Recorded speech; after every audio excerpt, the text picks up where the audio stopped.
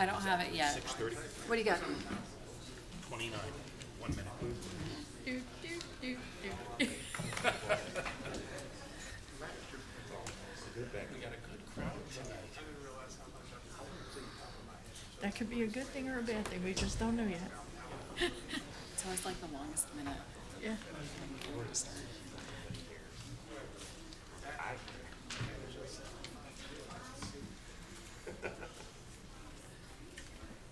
let you know when we get 6:30. Time. It's 6:30. I hereby call this meeting to order. Please join me for the Pledge of Allegiance.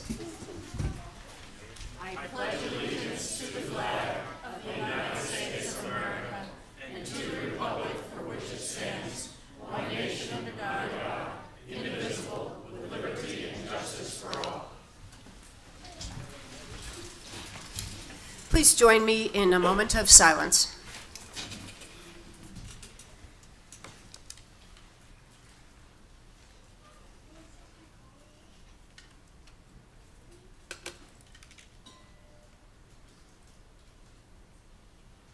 A vacation with Norwegian Cruise Oh my Line God. is so much. Thank you. We'll start with a presentation from the UDO Committee, UDO Status Update.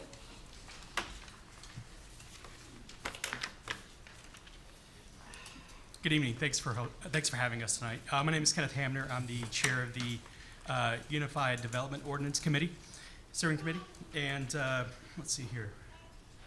We're going to do a few things tonight. First of all, we're just going to recap some of the things that the committee has already accomplished.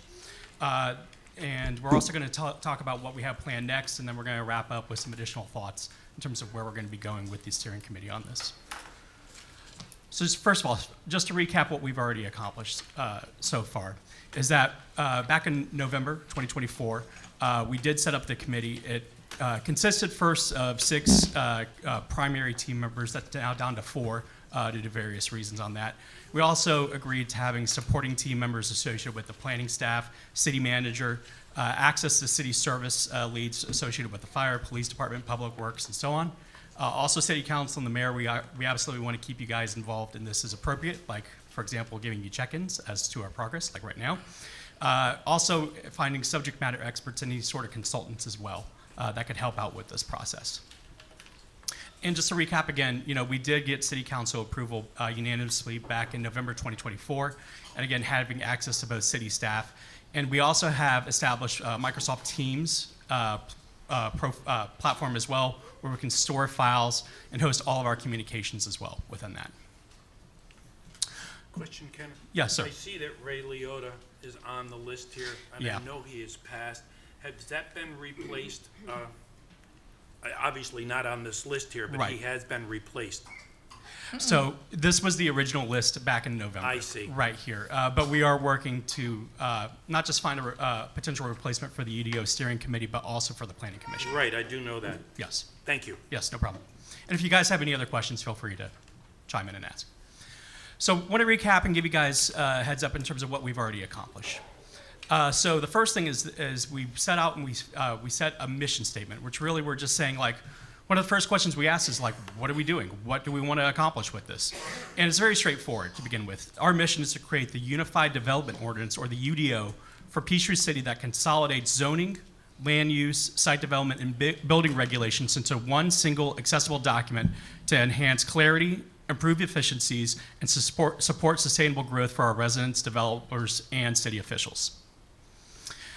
Very similar to that, we also set a goal, which has a little bit more detail in terms of, like, okay, now that we've said what we want to do, how are we going to begin to do this? And I'm going to break this up into a few components as I walk through this. So the first part, through expert collaboration and public engagement. So again, we're setting the expectation that, as a committee, we want to work with individuals who, again, are part of the public, and then also are subject matter experts in areas that we feel we could really benefit from this.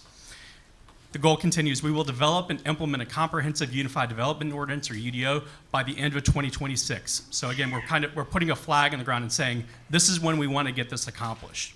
And you're going to see very quickly that as I go through this, there's a lot that we're going to work to do to meet this 2026 deadline.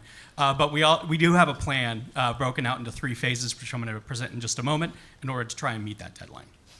And then continuing on with the goal that consolidates existing zoning, land use, site development, and building regulations to a single and accessible document while improving usability and aligning with modern technology and best practices. Again, to dive into this a little bit more, again, existing zoning, land use, site development, and building regulations, those are already very extensive. And we're going to talk a lot more tonight and also moving forward about just the size of this and the amount of work that's going to have to be going into it.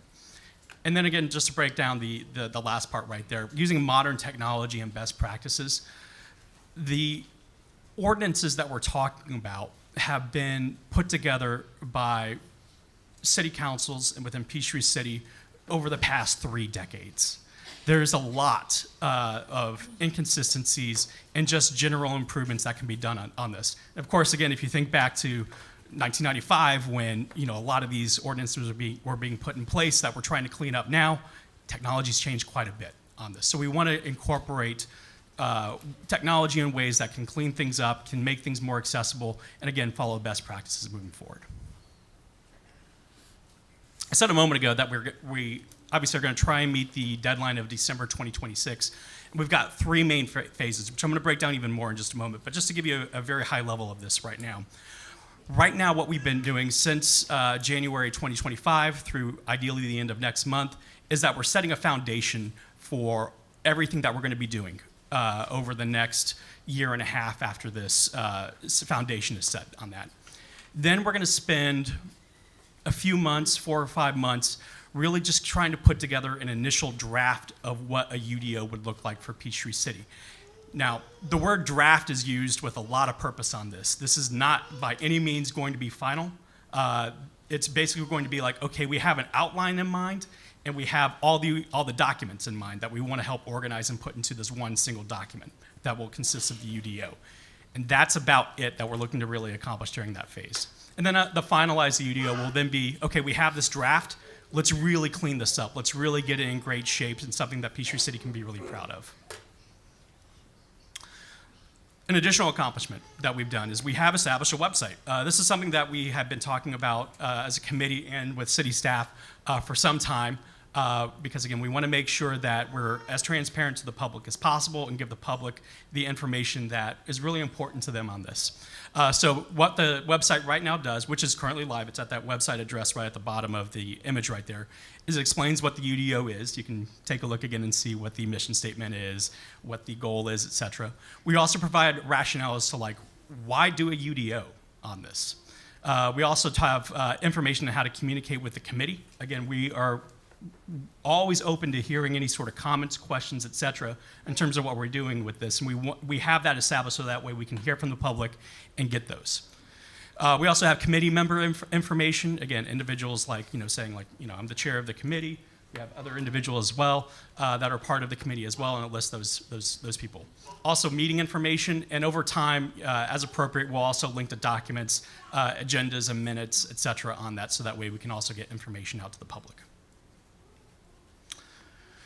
Something else that we've been talking a lot about is quick wins. Again, this is going to be a large process. Is there any low-hanging fruit that we can go ahead and start taking care, start addressing right now?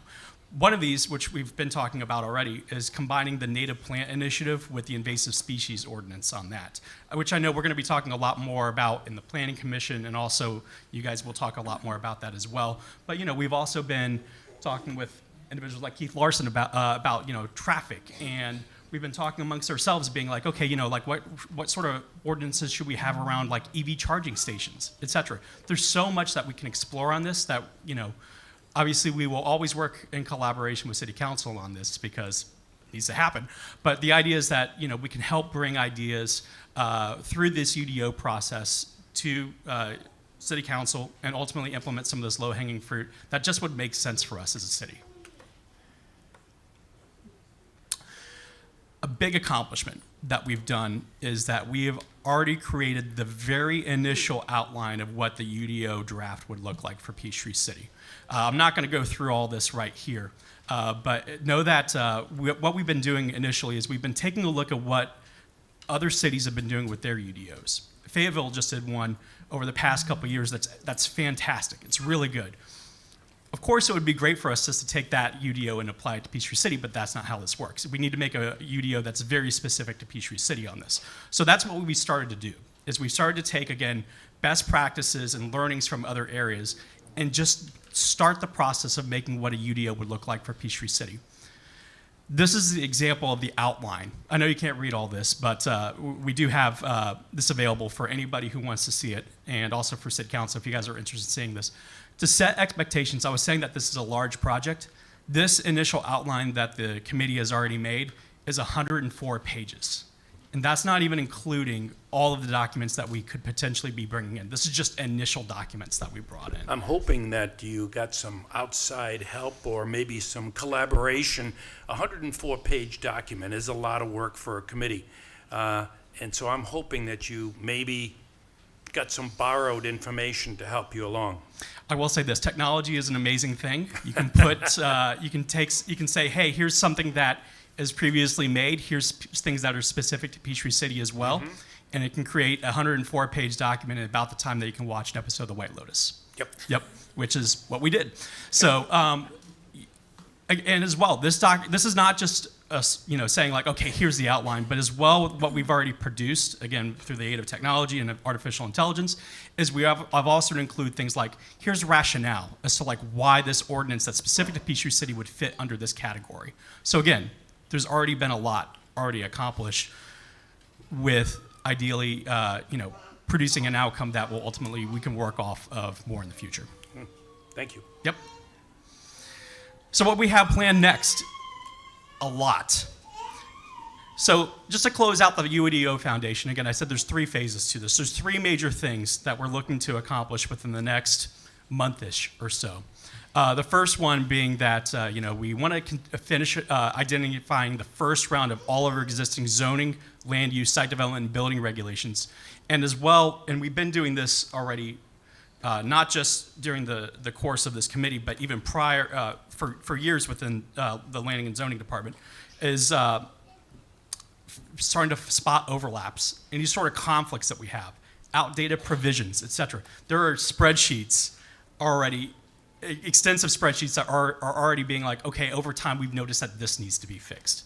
So we've already got a lot of that last part of this task already accomplished, but there's more still to be done because, again, we're still finding more existing zoning and site development documents, et cetera, that we haven't even begun to really look into yet. The next part is, I was saying earlier, we want to bring in subject matter experts and consultants as appropriate into this project, and that's what we're going to continue to do at least through the end of June. Is having individuals that can help with things like legal and planning expertise on this. Because again, we're talking already about a project that has a 104-page outline. This is going to be an extensive lift. And I would love to say that the committee could go in and do all these things. It's not realistic on this. There needs to be subject matter experts that help us out with this. And then, Shayla, if you want to contribute to this as well. Sure. Our UDO is almost about 600 pages separated into the different sections that it's compiled into. We're using various different sections, your subdivision regulations, development regulations, zoning, site, signs, you name it. I do not believe that we'll be able to have the capacity to draft and compile ourselves, so that will need to have an opportunity for there to be a consultant that can pull these items together, and we serve as a reviewer to ensure that it's meeting that component. I can tell you it will slow down a lot of time that it's taken for us on site plan reviews. A lot of things that are separated and having to ensure there's no conflicts, because there's a lot of conflicts in some areas. Having someone who has that eye that can check for those conflicts and ensure that the legal components are there will help us drastically when it comes to the things that we work on a daily basis. So I just want to echo what he's saying on the file being extremely large, and that there will be needing to be help on that. And we'll talk a lot more about that moving forward as well. The last thing that we want to get done within the next month or so is learn from Fayetteville. Again, they just went through a UDO process. City staff has been great in terms of reaching out to Fayetteville already, and we're setting up a meeting where the individual who helped lead the Fayetteville UDO is going to come in and talk to us about, like, what did they learn doing this? What were the best practices? What should we avoid doing, et cetera, on that? So that way we can use the learnings of other people to help us out through our own process. The next phase, phase 2, I mentioned earlier that this is when we're going to go in and just create the initial UDO draft. During this phase as well, we're going to continue to work on identifying and promoting any sort of quick wins on this. Again, we've already got a great list. Again, thanks again to some of the public input that we've received on this as well and from other committees. So we'll continue to have those conversations and identify those and, of course, bring those to your attention for opportunities. We also are going to finalize identifying all the existing documents that we may have and the overlaps, conflicts, et cetera, that are associated with those by August 2025. And then in September, ideally, we will have, again, that very first, very messy draft of what the UDO may look like for us. After that, it's a lot of going into the details and finalizing the document and really cleaning it up. We have right here November 2025 through December 2026 is when we're just going to go in as a steering committee and or consultants to formally work towards completing the finalized document of it. So that way, again, it's one document, has best practices, follows modern technology and business needs for us as well. Throughout this as well, we want to, when you gave approval to launch this committee back in November, we said we would meet at least every 6 months on this. It's been about 6 months, so obviously we're giving you an update right now, but we'd love to give you additional updates in the future as well. These are just tentative dates that we just wanted to start with.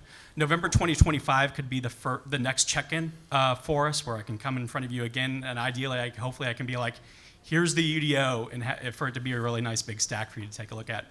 And then from there, February 2026 and June 2026, continue to give you updates in terms of the way how we're refining that. And then October 2026 would be ideally fairly close to the end of this. And again, we can use all 4 of these meetings to give you an update as to our progress on this. Kenneth, can I ask a question here? Absolutely, go for it. I'm looking up there and I see that the public input is only 2 meetings on there. You've got documents that, as Shayla has said, 600 pages long. Mm-hmm. Is 2 meetings enough? And I don't know. I mean, I'm asking you to maybe reconsider and maybe do whatever number of public hearings that you need to get everybody's input. Absolutely, yeah. Otherwise, you'll be here for 6-8 hours every time. Absolutely, yeah. So again, all of our meetings obviously are open. We're also streaming on the internet as well. But you do bring up a great point. Again, I'll go ahead and just skip to that point right here. Again, the public sessions are those right. On this right here. And obviously, we have those listed as TBD. We're very flexible. Again, we'll find out whether 2's enough or not. But if there's a request for us to do more, absolutely. We're very flexible on this. Other very important part that's above the public education sessions lines right there is we want to make sure that everything we're doing is legally compliant with state and federal laws. So the idea is that we'll have individuals that can help us out with and look at this from a legal perspective through the initial drafting phase and also the finalization phase as well. And then the very last line right there is ideally in December 2026, if this plan is followed and we're able to accomplish it, we're able to then put it in front of you guys and then take a look and see if you want to finalize it. And then the project's complete from there. Any questions on all this? I know it's a lot. Yeah, I'll ask one so Clint doesn't. Yeah, go for it. I know one of the things that we've talked about, and it goes hand in hand with the low-hanging fruit, and I know there was a list that Rob and Caillou had been compiling of those ordinances that really needed to be addressed. Are we looking at bringing those out so that we can systematically, because those all require, they don't all require the same level of, hearings with planning, and then, it just depends if it's zoning or not. But I mean, are we looking at bringing them out so that we're not slammed at the end with a whole pile of stuff? So that we can make those changes and they just be incorporated into the revision or the, you know, as the UDO is being redone? Right. I will say this, if we're slamming you with a bunch of stuff at the very end, something's gone wrong on this. So the idea is, again, we'll stay in communication with you and we'll work on these things as this progresses on this. So, you know, we want to make sure that we're obviously addressing these things, but in a way that's very digestible as well. So the idea is, yeah, we will bring those things into consideration. Okay. Yep. Questions? I did have one. It might be one that's more for Justin, but wasn't there a UDO that they tried to do A year maybe a ago. couple years back? Yeah, I was on it. You're 3 on it. years ago. And, Didn't fly.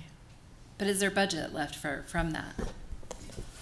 There was a CIP project for it. There was a budget. Once that was dissolved, staff moved that project into CIP contingency. So the money's technically there in CIP contingency, so it could be extracted back out and put back into that project. So if there's a consultant, is that what we could use for that? Yeah, and hopefully, so that original budget was for, you know, a consultant to go through the whole process and do what they're doing. Mm-hmm. So I would think that if we're just using a consultant for expertise and review stuff and not coming here and doing public meetings, and it should save us a good bit of money. That's the If plan. that's what you're looking Okay. for. Great. Well, just other comment is just thank you for doing this. Thanks for looking at other areas and your transparency and bringing in the public and the website. I really appreciate all of your work on this, so Sounds thank you. good. Yeah, it's not just me, but again, city staff has been amazing partners on this, and again, the others that are on the committee that are primarily the planning commission have been amazing, and of course as well, getting input from individuals who are very passionate about things like bikes and traffic, et cetera, have also been really great for us. Great. All right. Do you have All any right. questions? I have one more. Yeah, go ahead. I just have one more. Yeah. You know, I've been on committees like this in the past in my business career. It seems a bit aggressive. You're only talking about 18 months from now. Mm-hmm. And the amount of work, when I hear 600 pages, I kind of sit back real quick, because that's a lot to digest itself. Never mind trying to adjudicate it, change it, adjust it, update it, etc. Now, thank God you're using some new modern technology to move it along faster. But it seems a little aggressive. I would think that you're going to be looking early 27, just from previous knowledge that I have. And that has nothing to do with the quality of the people Sure. involved in this. This is just, it's a Herculean task. We have talked a lot about the timeline on this, and you're right, it is aggressive. It does seem like there's a lot of work to be done in a short amount of time, and that's true on that. We can always come back and adjust the timelines if needed on it, but we ultimately decided it was better to go aggressive than conservative on this, just so we can ideally really just move on this and get this project done as quickly as possible, because it's so important for the city. It is. Okay, understood. Yep. All right.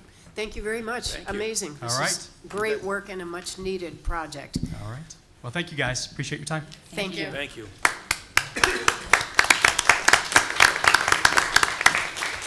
Announcements, awards, special recognition, we have none. Public comment. Madam Mayor, we have 13 individuals signed up to speak. So we would divide the time up, the 30 minutes by the 13. All right. Ma- Madam Mayor, can I make a motion that we give all 13 their full 3 minutes? Do I I'll have a second? that. Yep, I'll second that. I have a motion and a second. All in favor say aye. Aye. It's only 10 more minutes. Everyone gets 3 minutes. First person signed up to speak is Bev Otone. Good evening, everyone. My name is Bev Otone, and I live in Noonan. I have volunteered for the PTC Hockey League in various board positions and as team mom for the last 14 years. I'm proud to represent the largest roller hockey league in Georgia with 150 young athletes and 80 adult players. Our middle school and high school teams have dominated their leagues, winning championships in 3 of the last 4 years, not to mention a long history of league championships. a testament to the dedication of our coaches, families, and players. Our competitive teams span multiple divisions: middle school, high school, 12U, and 8U. This summer, 5 of our youth players will represent Team Georgia at the State Wars Tournament in Michigan. And our commitment to excellence goes beyond youth hockey. We field a competitive adult team that represents our program with pride, while many of our other adult players compete on teams throughout the Southeast region. These adult players serve as role models for our youth and demonstrate that roller hockey can be a lifelong passion, not just a childhood activity. Our youngest player currently is 4, and the oldest is 67. We're particularly proud of our commitment to developing all players, regardless of gender. One of our former female players didn't just excel locally, she went on to represent the United States in international competition in Italy. What truly sets us apart is our commitment to inclusivity. We never turn away a player who can't afford to participate. We offer scholarships and in exchange ask the players to volunteer in some capacity, strengthening our community while making our program accessible to all. We even provide loaner equipment to ease the financial burden on families who want their children to experience the joy of hockey. Despite these achievements, we face significant challenges. Each year, we lose talented players seeking more rink time and higher competition levels. Our current facilities and resources limit what we can offer to these motivated athletes. One critical improvement would transform our program, enclosing our rink and adding air conditioning. This would allow us to play and practice year-round regardless of weather conditions. The Georgia heat currently limits our schedule, but with an enclosed, climate-controlled facility, we could offer consistent training opportunities throughout the entire year. This single upgrade would dramatically increase our ability to retain talented players who currently leave for facilities with more availability and better conditions. Imagine what we could accomplish if we could keep those players in our programs. The championships we could win, the life lessons we could teach, and the community we could build with resources that match the passion and talent of our athletes. The foundation is strong. Championship teams, athletes competing at state and international levels, and a commitment to accessibility for all players. But to continue growing and developing champions both on and off the rink, we need your support to enhance our facility. Together, we can ensure no player needs to leave our community to reach their full potential. Together, we can create opportunities for the next generation of roller hockey players in Georgia. Thank you. Thank you for your commitment to our athletes. Thank you. Next, please. Jeremy Richardson.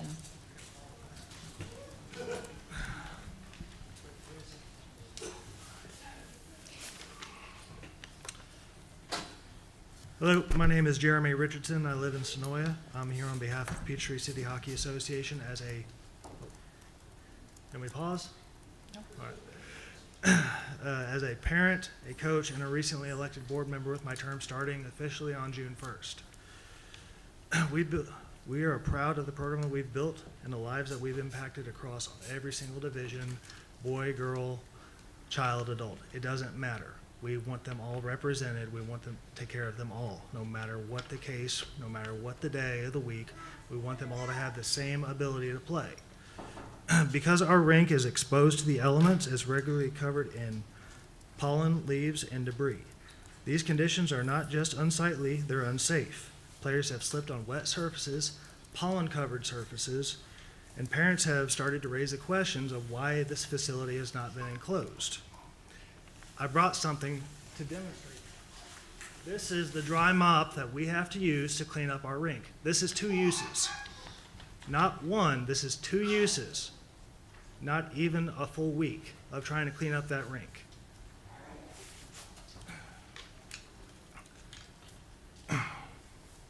We recently conducted a community survey and the results were clear. Families value the facility, they care about the facility, they care about youth sports in our area. They're frustrated by the frequent cancellations, the ongoing maintenance problems caused by weather exposure. One parent even wrote, "This rink is an amazing asset to the city, but it feels like we're constantly battling the weather. The solution, we believe, is to enclose the facility and install HVAC. This upgrade would transform the rink into a year-round venue. It would eliminate weather-related delays and unsafe conditions. And it would also open the door up to our facility, or to our organization to host tournaments. These events would generate revenue not just for our league, but also the surrounding community. Tournaments attract families from across the region, bringing business to local hotels, restaurants, and shops. In short, this is an investment in not just youth sports, but Peachtree City's economic development and community engagement. We're not asking for a handout, we're asking for partnership, vision, and a chance to unlock the full potential of this community asset. Thank you all for your time. I do want to take one quick second and point at every single youth player that is here tonight in their gear. Imagine wearing all of that equipment in a dry sauna. In late August, early September, and late April, early May, when our season is going on, that's what they're dealing with. So, thank you all. Thank you. Next speaker, please. Please Lauren hold your applause. Please hold Reese. your applause. Thanks so much. Lauren Reese.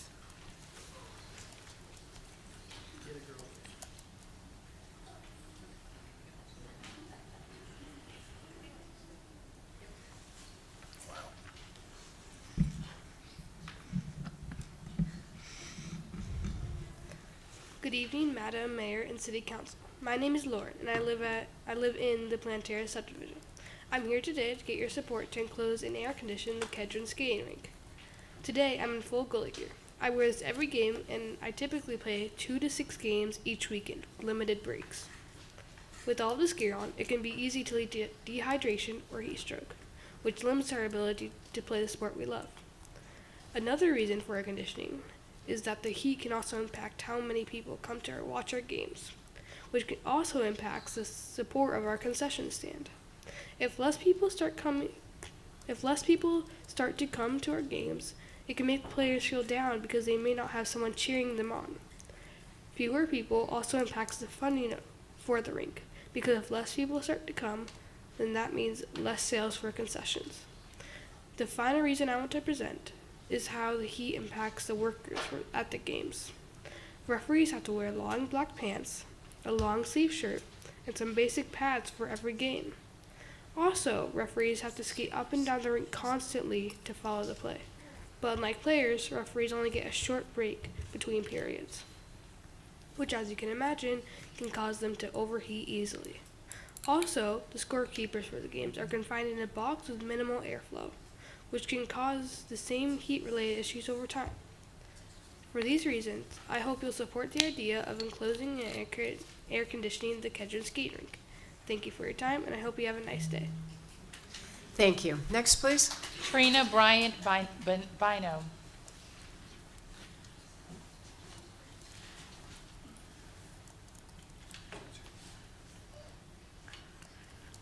Madam Mayor and members of the council, my name is Trina Bryant Bino. My husband and I own Peachtree Bottle Shop on Highway 74 South. Currently, there is an ordinance that denies tastings at package stores. However, all of the counties around allow it. Peachtree City, of course, being the most progressive city in the area, has not changed that ordinance. And we are requesting that you consider that. Last year, the state changed the law and allowed tastings in package stores. And that is Title III, Chapter 15 of the state code. So I am requesting that you reconsider that, and if necessary, I will be glad to give you details on how it will be carried out. Thank you. Thank you. Next, please. Keith Larson. Good evening, Mayor, Council, and community residents. I'm Keith Larson. I live in Sandown Creek in Peachtree City. First, happy National Bike Month. Thank you, Mayor, last week for recognizing bicycling in the robust bicycle community last week at your meeting. My compliments to the city staff for their acquisition of 30 new custom-designed bicycle parking racks. Their high level of design is also another form of public art for all to enjoy across our city once installed. Also, I want to highlight that 25 years of Biking for Life is on display at the library next door as a special history display, including highlights and artifacts from the 2007 Tour de Georgia, a pro-bicycle race that started right out in front of City Hall here.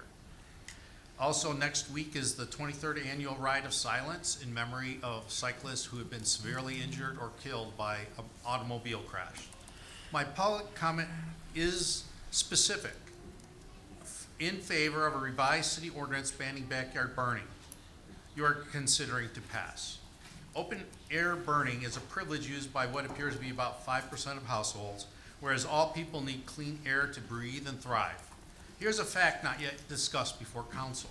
According to the 2024 Air Quality Index report produced by the EPA for Georgia, the Atlanta region recorded only 110 days where the air quality was rated as good, but 242 days as moderate, 13 days as unhealthy for sensitive groups, and 1 as unhealthy for everyone. This air monitor report does not measure the impact of point air pollution sources, such as generated by backyard burning of yard debris. Given the frequency and widespread nature of habitual open burners as reported by the city fire department at your city council work session last week, this could substantially elevate projected neighborhood air quality ratings from 13 unhealthy days to over 50 unhealthy days, especially in the fall and the winter when everyone's burning all the leaves. And that's a big impact for our residents who have respiratory issues or complaints. This clearly is a negative and costly long-term community health burden and quality of life impact for the benefit of those households that are applying for 1 or more burn permits each year.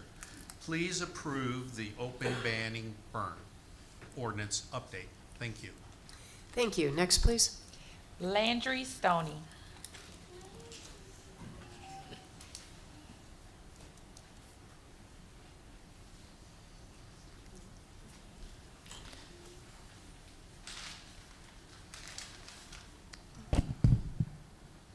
What you want to say about the smoke? Don't get shy, tell them. Tell them what you want to say. Tell them they're listening to you. She was very excited to tell you that she would like you to vote to ban the smoke coming into her backyard and in her playground because it makes her feel sick. Say thank you. Thank you. Thank you very much. Next, please. Halo Williams.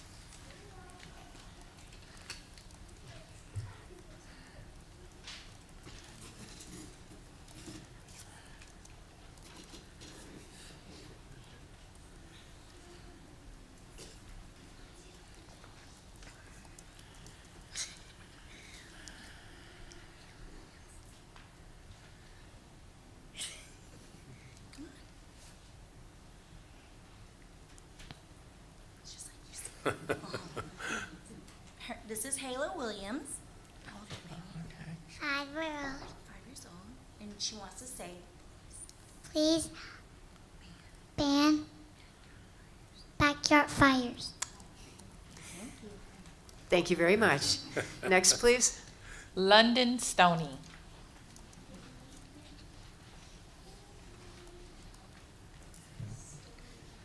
Oh, Wait 1 second for Hold me. on. Wait 1 second. I want to hear you. You can pull that out. Can you pull that microphone out for me? Take it right out. There you go. And come around to the side because So I we want to can- see. There you go. There you go. Good evening. Hi, my name is London and I'm 6 years old. I do not like the smoke smell when I play in my backyard or at the park. It makes me feel sick. I want the smoke to go away so I can play outside and breathe clean air. Please make a rule to stop people from burning stuff in their yards. Thank you for helping us. Thank you very much. Hey, London, how old are you? 6. Okay. Thank you, London. Okay, Columbia. Next, please. Sandy Vongdashi.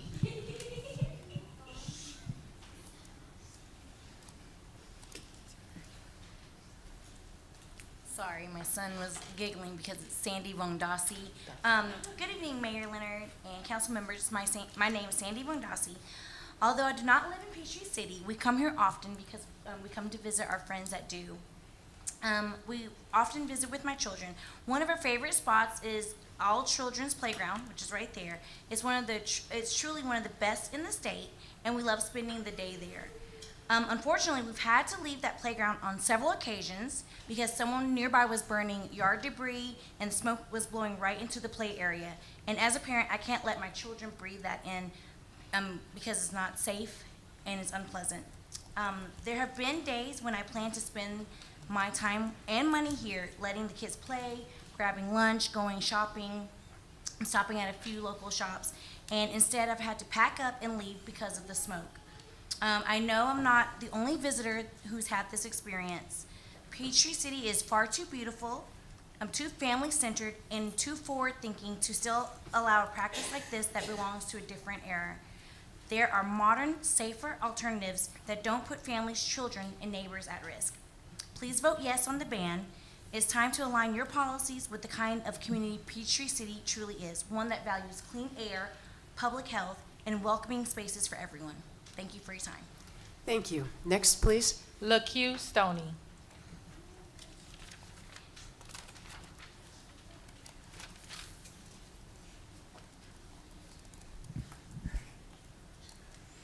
Hi, Madam Mayor and City Council members. I'm LaQ, and I'm here speaking again to urge you to ban backyard burning. I usually have friends come over, and when they do, we can't go play outside because there's smoke in our backyard, and I don't want to smell dangerous smoke in our backyard, and it's trespassing into our yard, and sometimes it even gets in our house and makes us feel sick. Please ban backyard burning. Thank you. Thank you. Very well done. That's pretty well done. Next, please. Celeste Stoney.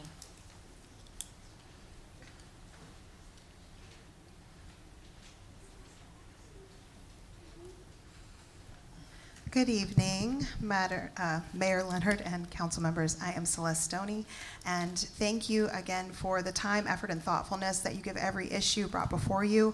We're deeply grateful for your leadership and your service to our community. I'm here again tonight alongside my husband, our children, and our friends to urge you to vote yes to ban yard debris burning in Peachtree City. We've spoken before about how this issue directly impacts our family, our health, and our right to enjoy our home.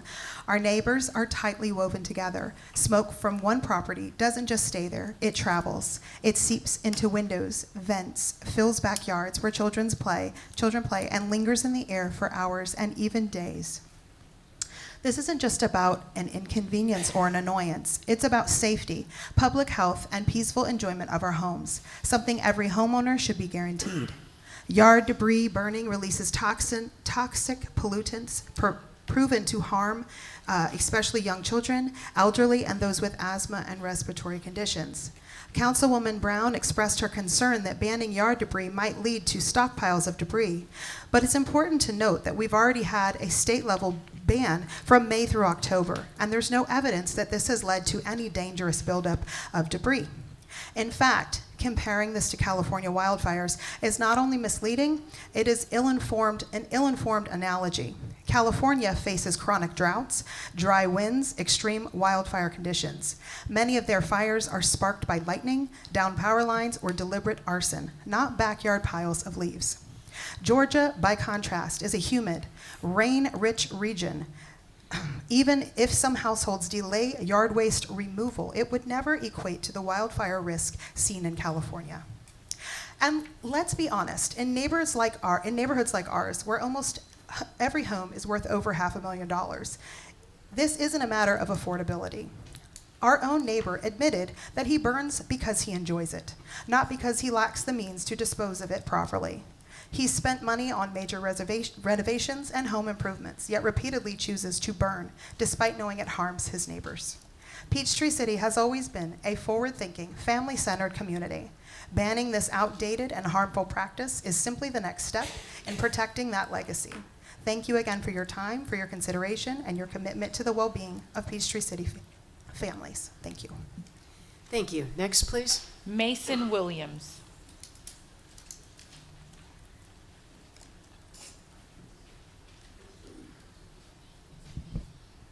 Hi, my name is Mason Williams, and I love coming to Peachtree City to play with my friends, especially at the all children's playground. But sometimes we can't play outside or on the obstacle course because someone is burning yard debris, and the smoke fills the air. It gets in our yard, and it's hard to breathe. It's not fair, and it's not safe. Please help kids like me by banning yard debris burning. Thank you. Thank you. Next, please. The last speaker is Ray Stoney.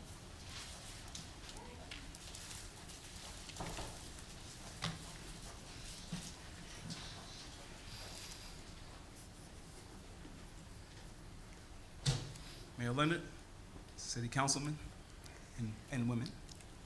I'm the last Stoney you will hear from tonight. I promise. This is my son Loyal. He's one, and he's one of my 4 kids whose lungs I'm here to protect. The first time our neighbor burned his yard debris, I waited for hours before saying something. But after 6-7 hours of thick smoke clouding our backyard, seeping into our house, I had to go talk to him. My wife was pregnant.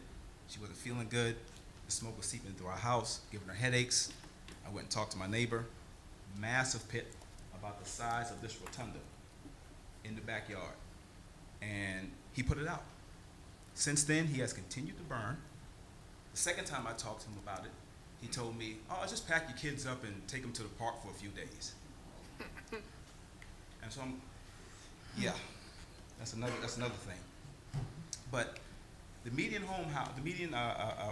house in Peachtree City is about $500,000.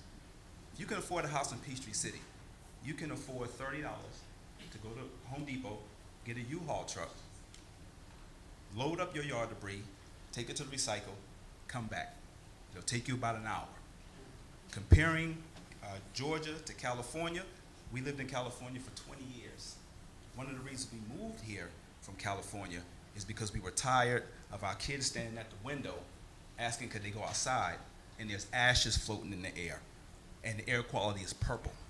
So we moved to Peachtree City, where it's clean, the air is safe, and our kids can go outside and play in the playground that we built for them in the backyard. Not to have my neighbor tell me, just take your kids to the park for a few days while I finish burning.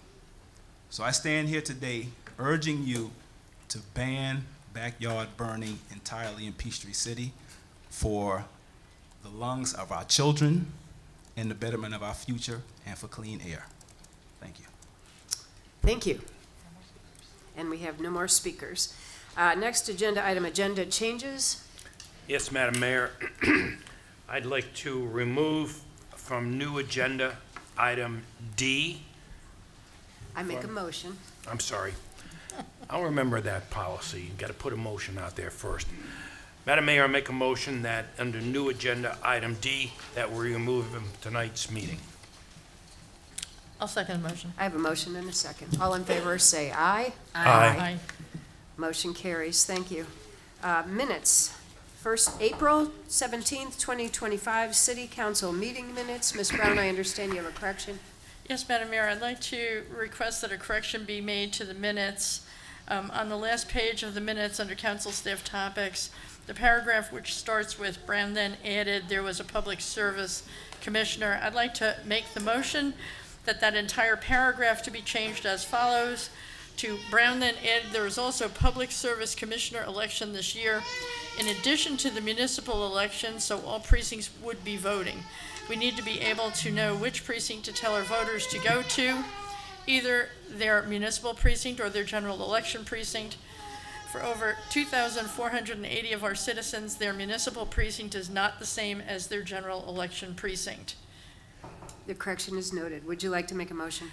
Yes, ma'am. I'd like to make a motion that we incorporate that change into the meeting minutes. And approve the minutes? And excuse me, thank you. And approve the remainder of the minutes as they are. Second. I have a motion and a second. All in favor, say aye. Aye. All opposed? Motion carries. Thank you. April 17th, 2025, executive session minutes. Can I get a motion? Madam Mayor, I make a motion to approve those minutes. Second. I have a motion and a second. All in favor, say aye. Aye. Motion carries. Thank you. Consent agenda, items A, fiscal year 2025 budget amendment, insurance reimbursement. B, fiscal year 2025 budget amendment, continued IT consolidation, server and camera. C, fiscal year 2025 budget amendment, back to school bash, sponsorship donation. D, Mead Lacrosse Field irrigation renovation. E, connected vehicle program, no cost lease agreement. And F, 214 Southwick storm drain replacement. Can I get a motion?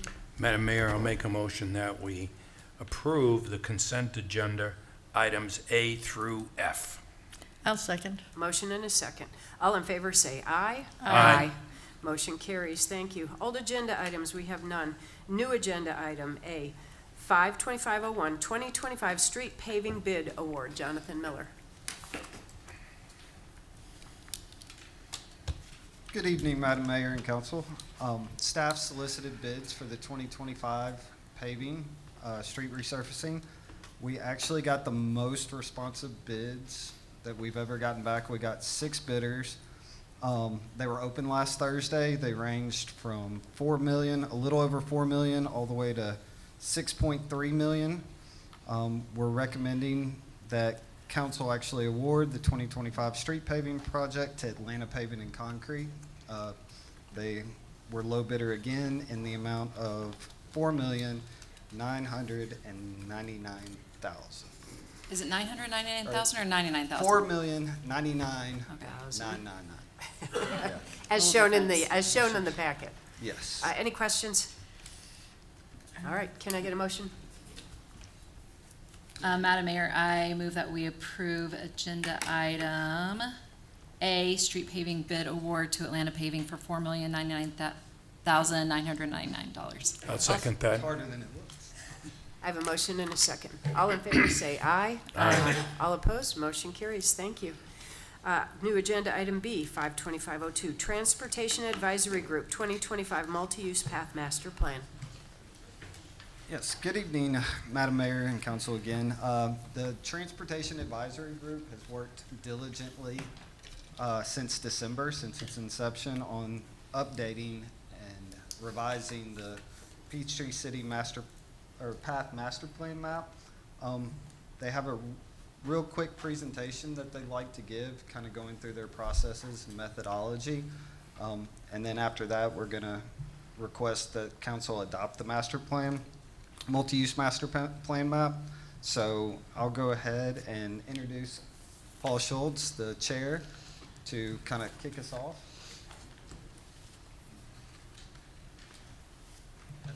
I'm just going to introduce the Transportation Advisory Group members who are here. Okay, so going across is Keith Larson, co-chair of the group, and I want to give a special thanks to Keith for putting this whole presentation together for us. Blake Hayes, who is a newer member of the group, but a frequent public commenter before he joined the advisory group, and Amanda Toronto, who's been to 2 meetings, will not speak tonight, but she wanted to come and be part of the event, so our presentation, so I really appreciate her showing up, and everyone else was not able to be in attendance tonight. So, Keith?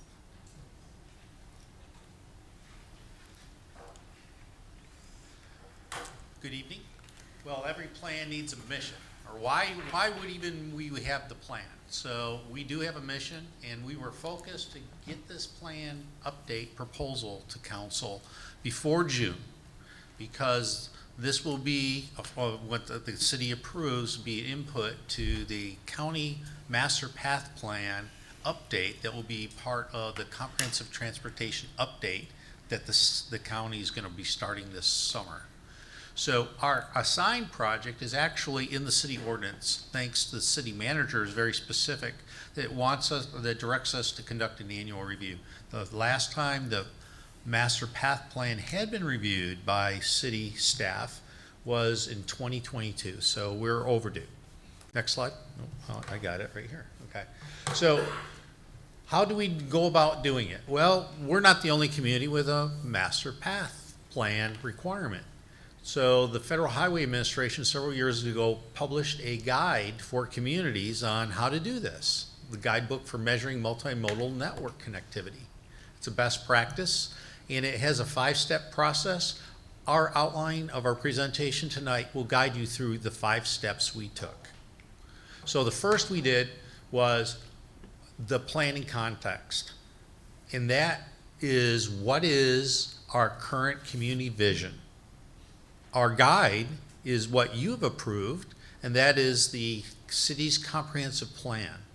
So last updated in 2022, all the city residents inputted that what do you love most about Peachtree City is, of course, our path system.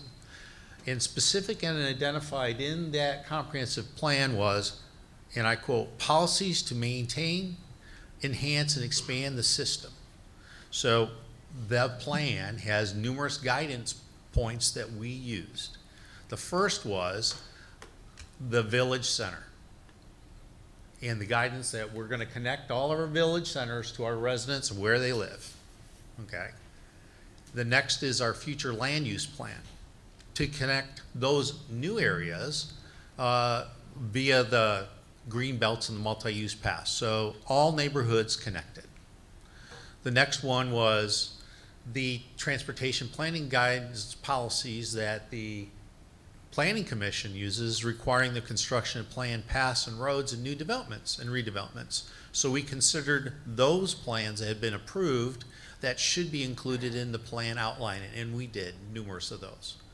And the next, we thought about ways that we could encourage alternate modes to be able to participate by having a good path system. And the last, what we did essentially was we performed a gap analysis.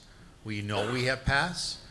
Where do we need paths? Do we need to change some of the paths or maybe install them on both sides of the street? All these things to consider. Paul?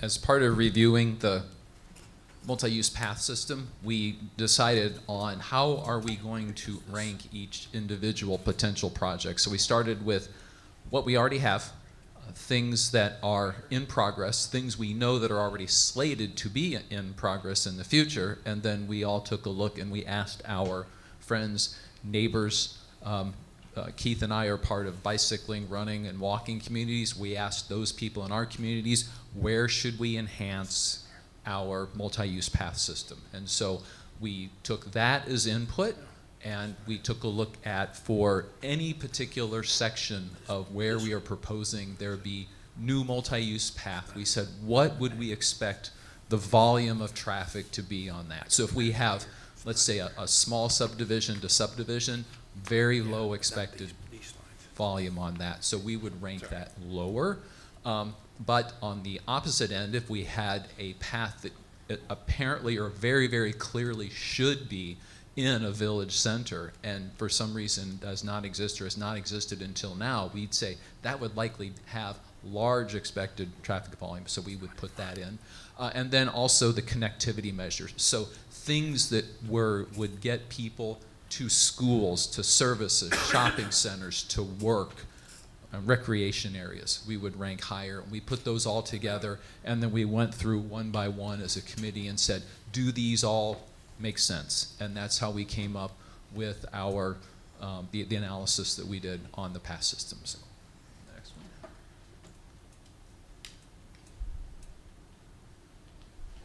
Did I not get it? Okay. Yeah, that's what I'm trying to do.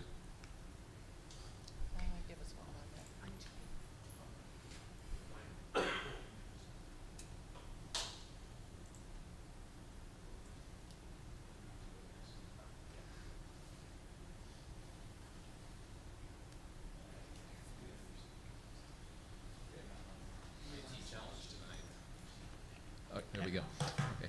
So as part of assembling the data, we took a look at where we might need paths in the future based on where will new parts of Peachtree City be put in, and so the future land map. And then we also took a look at where common sense would indicate we've got existing paths and we should link all of those together in a consistent flow from one area of the city to the other.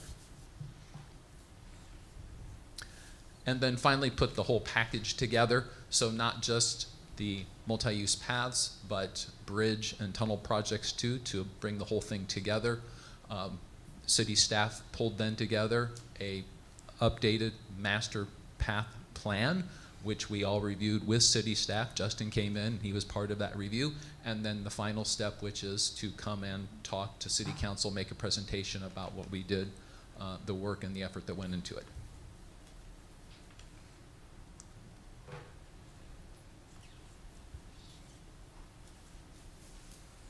All right, so as we wrap up our presentation, of course, our focus is, now that we've shown you this information, what are the steps forward? What's the way ahead? Where do we go from here? So as Keith mentioned at the very beginning, council discussion, we're looking to get an approval of our Path Master Plan update as a plan for planning purposes, similar to what was recently done for the Recreation Master Plan. The idea is this gives you, you asked us in the ordinance to give you feedback on where we thought the best value for paths in the future could be. These are our recommendations. However, again, as was pointed out at the very beginning, in the ordinance it says annual review. So this is not set in stone. This is something that we're going to look at over and over again. We're already thinking about in our TAG meetings, getting these on the calendar for when we're going to do our next review of these already. So again, big thing I want to point out is we're not giving this to you as something that this is what it's going to be.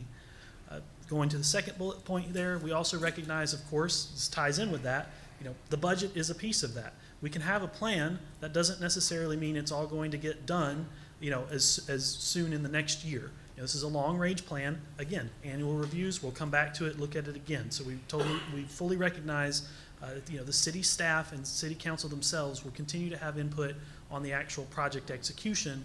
This is just the plan.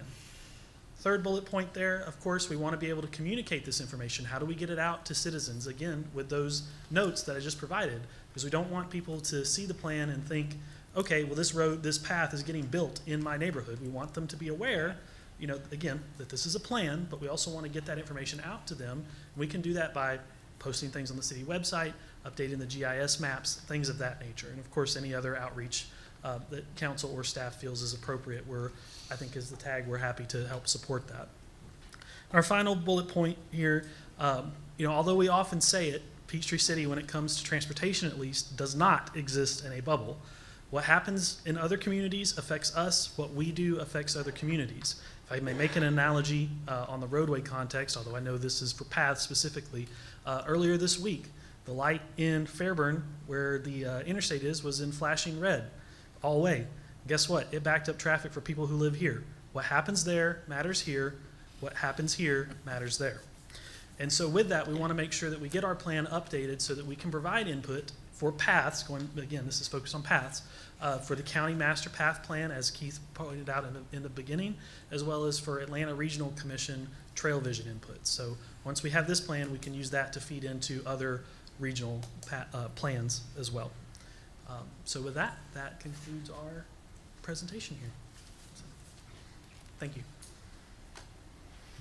Thank you. Thanks very much. Amanda, Paul, Blake, and Keith, very happy to have you here tonight. Thank you for taking the time, and it's clear that you've put a lot of hard work and a lot of hours into this. This is very important, and as you said, high time for an update since it's been at least 3 years. We appreciate it. Do we need a motion, or what do we need? Yes.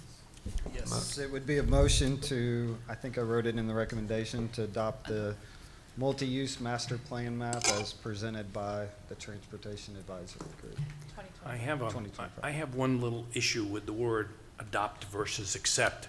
Okay. And I accept the plan. I think it's a good plan. I've read it through. I like it. Adopt, to me, means that you're going to do everything in the plan. And I don't like that, because there's some other things that we have to decide, do we have the money for it? When is it going to get done? How long is it going to take? What is the priorities? So if you don't mind, I'd like to say accept as opposed to approve. Let's ask the So lawyer. I don't get into the issue of I've got to do it now because I've approved it. Yeah, I defer to Ted. Well, there is a distinction between accepting something and adopting something. I would agree with that. I think that adopting a plan is step one. Funding and prioritizing the projects in that plan, which you do through the budgeting process throughout you're getting ready to do that right now, is when you then decide on the prioritization. Right, but that still means that you're going to do it. No, No, it Absolutely doesn't? not. Okay, this as is- long as I have that assurance that it doesn't mean, okay, that particular path that they put in there, we have to do. No, Because none we've of it. adopted it. Yeah, I but- think only if we've approved the money and it's appropriate, then we'd go ahead and follow through. I'll That's give the you- way I look at it. I look at it differently only because like in your comprehensive plan, you have a future land use map about where you think certain properties may go. That doesn't mean you're gonna immediately rezone every property that would need to be rezoned. When it comes to you at that point, council then votes to consider adopting a rezoning for the parcel as reflected in the plan. I know you've had a recreation plan you guys adopted, and in that, now you're prioritizing which you're going to do. And the reality is, we adopt these plans. I mean, there was a plan adopted 3 years ago. How many of the projects in that plan got completed? Oh, there's a lot still in there. Yeah, Like a there's lot still- of the projects. Are you thinking 30%, 40%, 60%?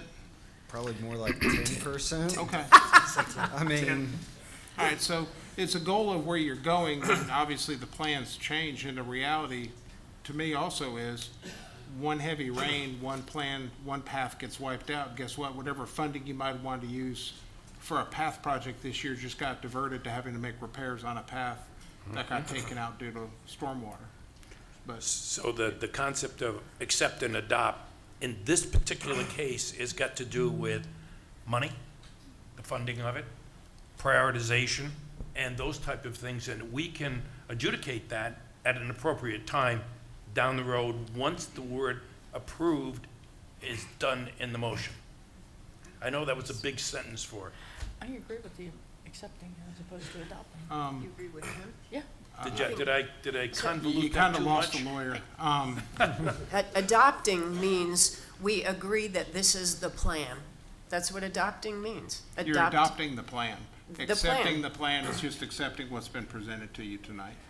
But even if you adopt the plan, there's still additional action that has to be taken in terms of where you put your priorities in your project. So to clarify, adopting the plan tonight, does that mean we are committed in any way?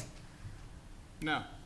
No. You're adopting, this is the plan, This this is is the your plan. stated Bill- goal. The rest as you go comes later. forward. Yeah. This, just like what we went through with the rec master plan, the issue is a lot of our citizens who are not necessarily listening to what's going on in the discussion tonight, they hear that we adopted the plan and they think that next week we're starting construction Right. on everything. So, I mean, there's a big misconception on the part of the citizenry with regard to what we're gonna do with what's being I think we have a, accepted as I think- opposed to adopted. I think that's a mean, good point. You know, we have a lot of people who really have, I mean, they're looking at the rec master plan going, when are you gonna build an auditorium? When are you gonna this? When are you gonna that? And it doesn't happen that way. It's, that recreation master plan, no matter how many times we've told people, it could be a 10 to 20 year or even longer Or never. time frame, or never, to do some of those things that are in there. But they hear the word adopt and they think it's a done deal. My role is not to talk about the perception or misperception of the citizens. My role is what's the legal nature of what the action taken tonight is.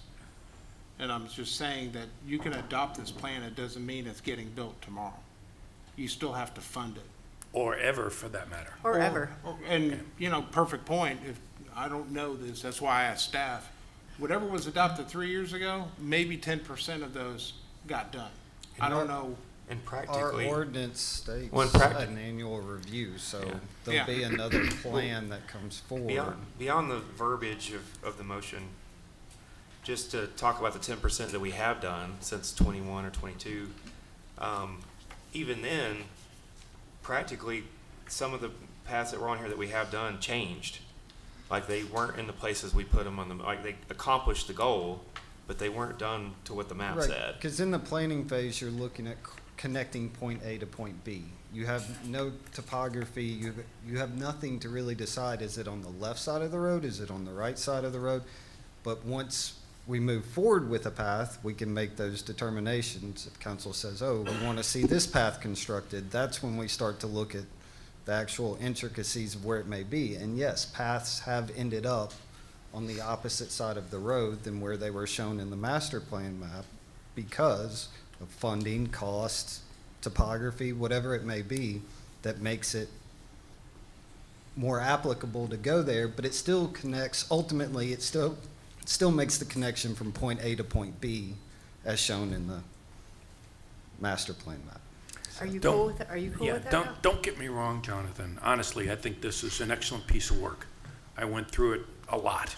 I looked at the pictures and I went through the drawings and saw the different ratings and stuff. I think it's a great plan.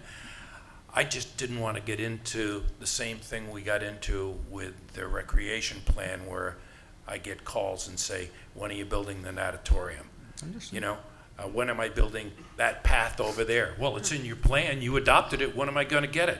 That's the problem I have with that word adopt versus accept. By and large, the plan's a good plan, don't get me wrong, and I'm not trying to be a pain in the butt here.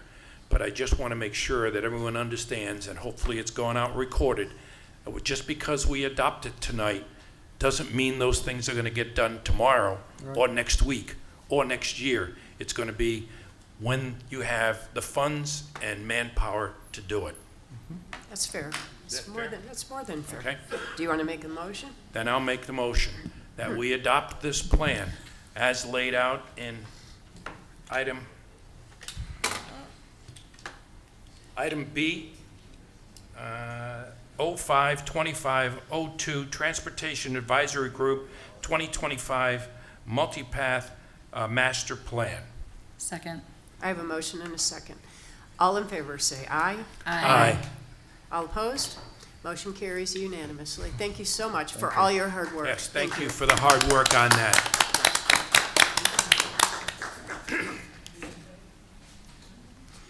New agenda item C, burn permit ordinance change. Jeff Thelmet. Good evening. Good evening, Mayor and Council.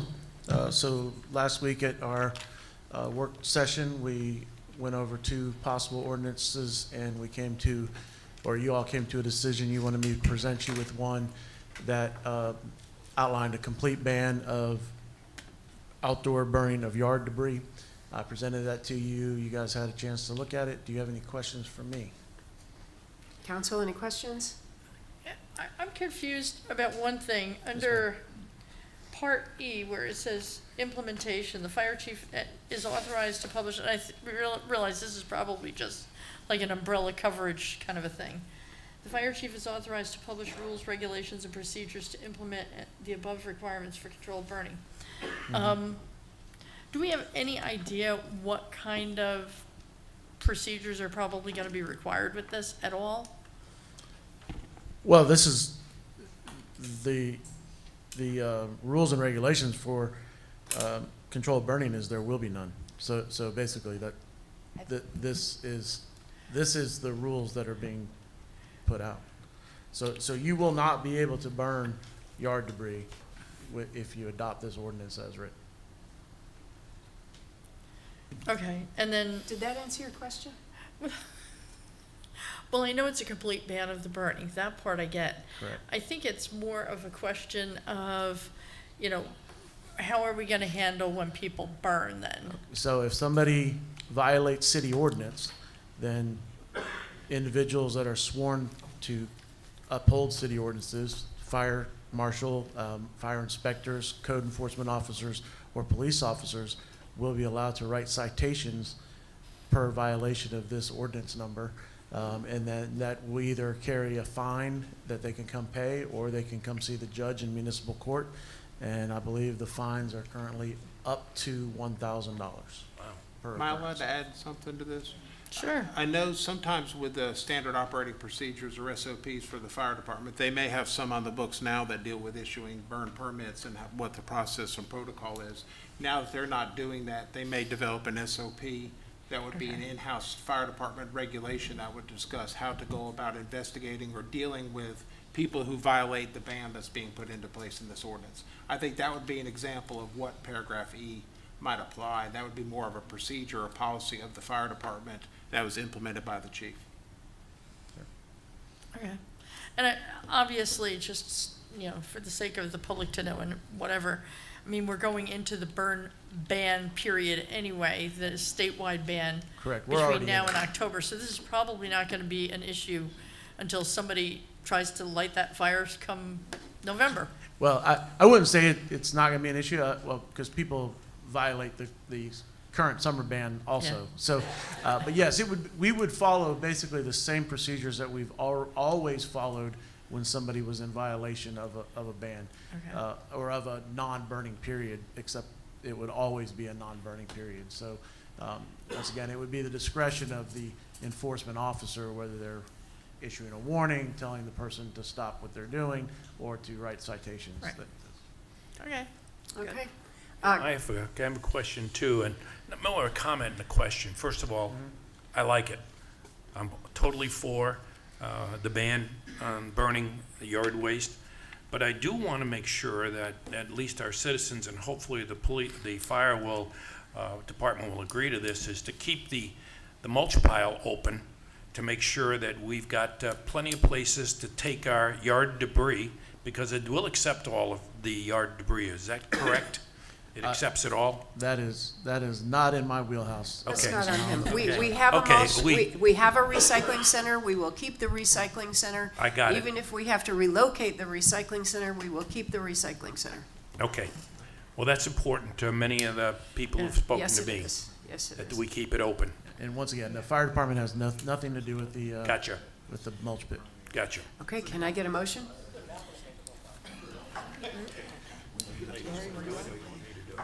I can make it. Okay, go Madam ahead. Mayor, I move that we approve the new agenda item C 52503, burn permit ordinance change as submitted. I'll second it. I have a motion and a second. All in favor, say aye. Aye. All opposed? Motion carries unanimously. Thank you so much. New agenda item 52505, construction bid for City Hall renovations. Good evening, Mayor and Council. Dave Borkowski, City Engineer. I'm excited to finally bring this bid to council for vote. This is for to award the contract for renovations to City Hall to Diversified Construction of Georgia in the amount of $2,240,510.00. This was originally an ARPA project that came up last year, and we have transferred those funds to CIP. Basically, we're going to be looking at redoing the roof, City Hall, IT upgrades to the air conditioning systems there, electrical system upgrades, and some lobby renovations up here and downstairs. We received 4 bids ranging from the 2.2 million to 2.3 million. We did review the bids, and we've reviewed all the paperwork, documents submitted, and the references, and everything appears to be in order and checked out. So we're recommending award to Diversified. And if approved by council, the next steps would be to sit down, work with the contractor, and come up with a very detailed schedule of everything that with contractor and staff so that we're completely aware of all the moving pieces and the impacts to the departments, and we know what's going to happen when. So that'll be the next steps. Were there any questions on this? Well, Council Dave, just to add, an elevator as well. Elevator, yep. My bad. Question? The only real question that I have about this one is, for the most part, just echo for everybody in here where the funding for all of this is coming from. And I don't know whether Justin wants to take that or whether you want to do it. It's coming from the American Rescue Plan that was done in 2022, 22 or 23? 22, I think. 21 or 22. Yeah.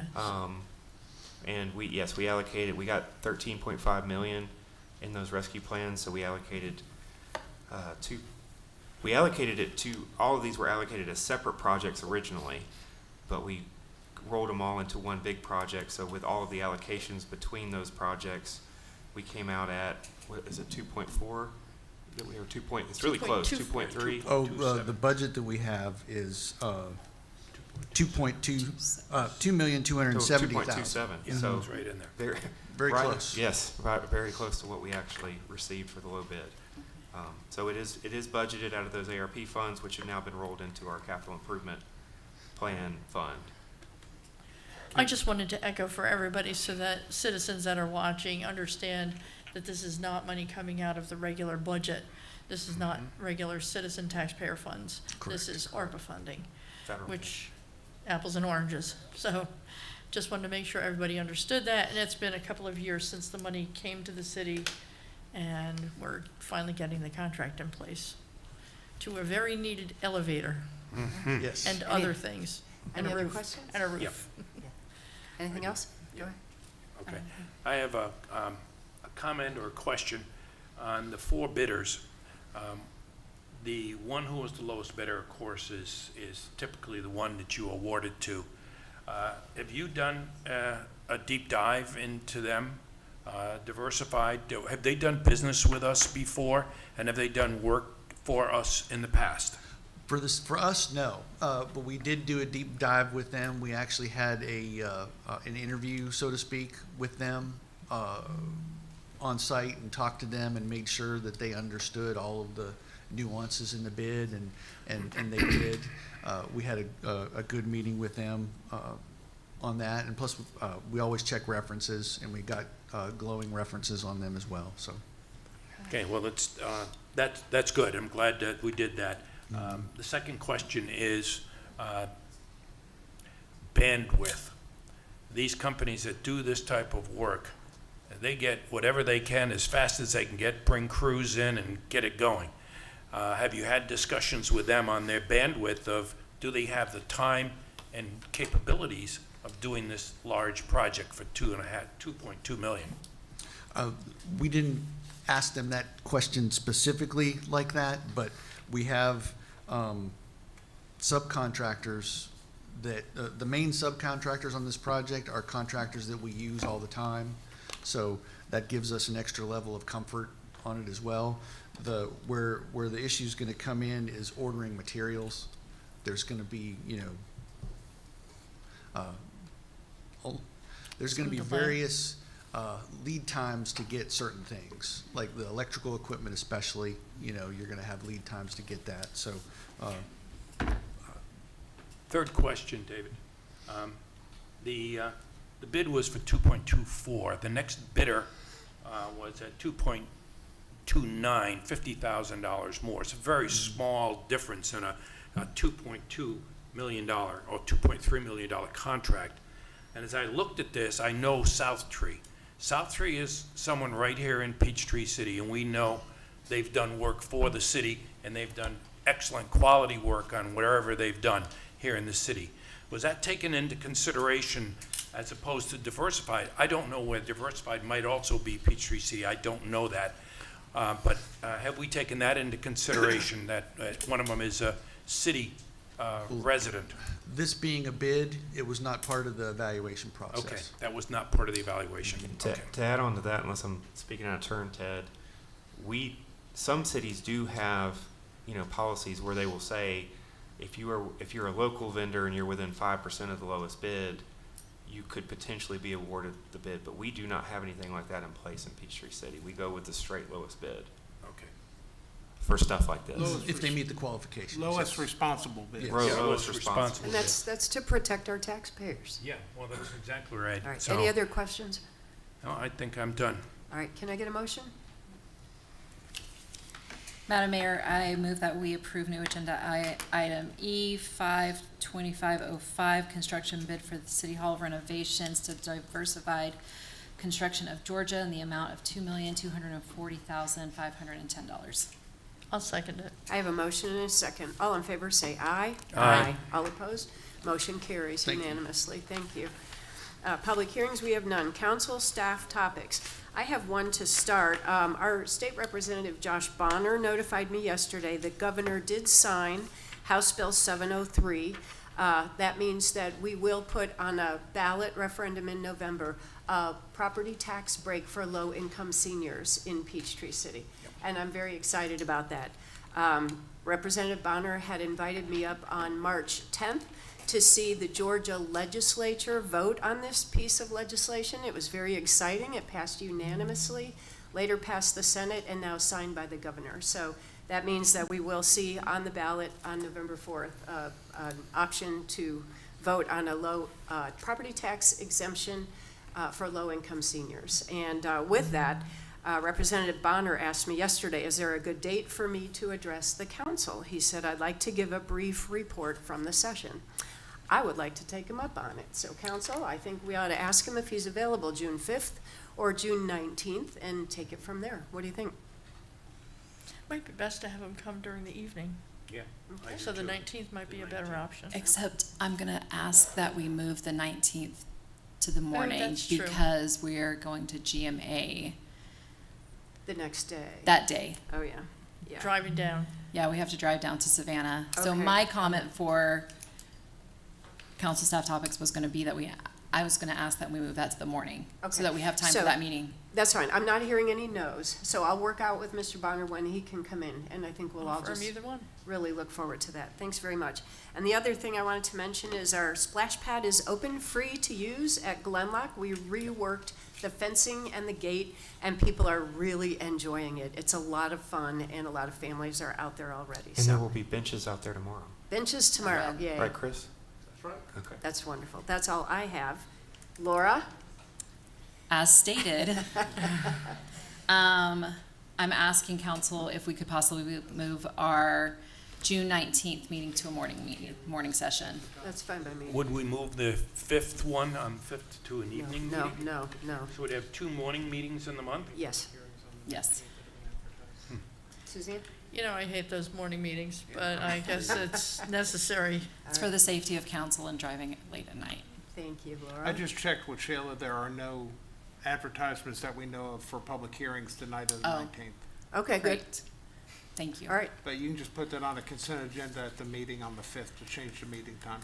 all right. And vote on it then. You got that, Justin? Thank you very much. Anything else, council staff topics? I have one. In your stormwater bill, if you got a notice that looks a little bit like this, although I didn't hit the color print button on my printer. This weekend is Spring Cleanup 2025, Bring Your Unwanted Junk. Friday, May 16th and Saturday, May 17th from 8 a.m. to 5 p.m. It's at 101 Meadfield Drive, kind of next to the mulch pit. And all items will be accepted except tires, batteries, prescription drugs, household trash, commercial trash, chemicals, and undried paint. And I know I'll be over there dropping off an old microwave and a few other things. But if you have unwanted junk, put it in your car. You have 2 days to go over there, and it can save you the trip to Fayetteville and having to pay the Fayetteville dump fees to dump it there. So this is the best time. Clean your yard, clean your garage, clean your attic, clean whatever you got. And take it on over. Anything else? No, I'm good. All right. Mr. Holland? Yeah, I have one that has hit me personally, and I didn't mean that in any way that they physically hit me. Walking or driving a cart on the path system throughout the city, I've noticed, at least on the north side of the city, there's e-bikes that are starting to come out of the garage, and the young people are starting to ride them. And I have no problem with the e-bikes per se. There's 3 categories of e-bikes. The first 2 categories go a maximum of 19 miles per hour, which is basically what a cart does. The third category can go all the way up, from what I can read, goes all the way up to 45 miles an hour. I believe that was one of the ones that almost ran me off the road on one of the paths because they were coming so fast. You know, you just cannot react when they're going at the high speeds with these e-bikes. So I'm going to suggest to the city manager that possibly we can bring something like that to the TAG group and let them, you know, take a look at that and see what can be done as far as making some type of arrangement to, you know, not have these fast bikes allowed in the city. But the other bikes, that's perfectly fine. They're no different than a golf cart. Mr. Holland, what is it you would like to look at? What do you Well, want to look at? I think that the third category that can go really fast, I think we need to decide whether that's really something that should be on the street and not on the paths. That would be number one thing to look at. Number two would, I don't think it should be on a path, not at that speed. I think council needs to, this is the first I'm hearing this. Yeah, Before we task anybody with spending time or volunteers with spending their time, let's get a little more information so that we understand what it is we need to look at and what you want to see. I think I've just kind of outlined that, Madam Mayor. I'm not ready to, I'd like a chance to do my homework before we assign this to anybody. Any thoughts on that? I just didn't see this coming. I would agree as far as I'm not familiar with these levels. I know e-bikes and I see the e-bikes and I see the speed. I don't know the differentiation between the levels and things like that. So I may be completely on board, but I would like a little extra time. I believe we already have an ordinance on the books that bans certain types of e-bikes or bans them over a certain mile per hour. Yeah, We get do? nods from the tech We group. do. Okay? Electric Council, bicycles already defined as Yeah. at a speed of not more than 20 miles per hour on level ground. And which is the class 1 and 2s. So Okay. if somebody has got a bike that's going above that speed limit or has the capability of going above the speed limit, then it's not permitted. On our On the paths. path. On our paths, right. In other words, we've already addressed it. Okay. Okay. Sounds like this is moot. Well, actually, it might be a good informational campaign. Yeah, maybe something we can put in the slice to say, you know, these are okay. Once we find out, I don't know if it's class 1, 2, or whatever the classes are that they classify these bikes. Definitely, those are acceptable. But the fast one, that's definitely not acceptable. And if you have it coming at you at the speeds it came at me, you got to watch out. You got to be a pretty good driver to not get hit. All right. Thank you. Do we have executive session? Yes, you do, Mayor. We need to discuss pending or threatened litigation and real estate. Can I get a motion? Madam Mayor, I make a motion that we adjourn from regular session and convene in executive session for pending or threatened litigation and, what was the other Real one? estate. And real estate. I'll second. I have a motion and a second. All in favor,